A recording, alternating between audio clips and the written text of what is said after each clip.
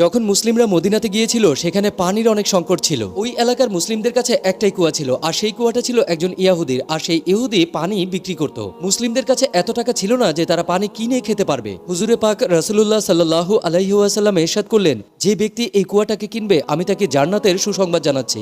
হযরত ওসমান রাদিয়াল্লাহু তাআলা আনহু সেই ইহুদির কাছে গেলেন আর তাকে বললেন, এই কুয়া তুমি আমাকে দিয়ে দাও। কিন্তু সেই ইহুদি কিছুতেই মানছিল না। তখন হযরত ওসমান রাদিয়াল্লাহু তাআলা আনহু বললেন, ঠিক আছে, তুমি আমার কাছ থেকে কিছু টাকা নিয়ে নাও, কিন্তু শর্ত থাকবে একদিন কুয়ার পানি তোমার আর অন্যদিন কুয়ার পানি আমার। ওই ব্যক্তিটা 12,000 দিনার নিয়ে এই প্রস্তাবে রাজি হয়ে যায়। প্রত্যেক দ্বিতীয় দিন যখন হযরত ওসমান রাদিয়াল্লাহু তাআলা আনহু সময় আসতো তখন তিনি মুসলিমদেরকে ফ্রিতে পানি পান করাতেন আর তাদেরকে বলতেন পরের দিনের জন্য পানি সংগ্রহ করে নাও। এতে এমন হতে থাকলো যে ওই ইহুদির কাছে আর কেউ পানি কিনতে যেত না। শেষমেশ আরো 23,000 দিনার নিয়ে ওই ইহুদি হযরত ওসমান রাদিয়াল্লাহু তাআলা আনহুর কাছে ওই পানির কুয়াটা বিক্রি করে যান। তিনি এভাবেই মুসলিমদের বিনা স্বার্থে সাহায্য করেছিলেন। সুবহানাল্লাহ।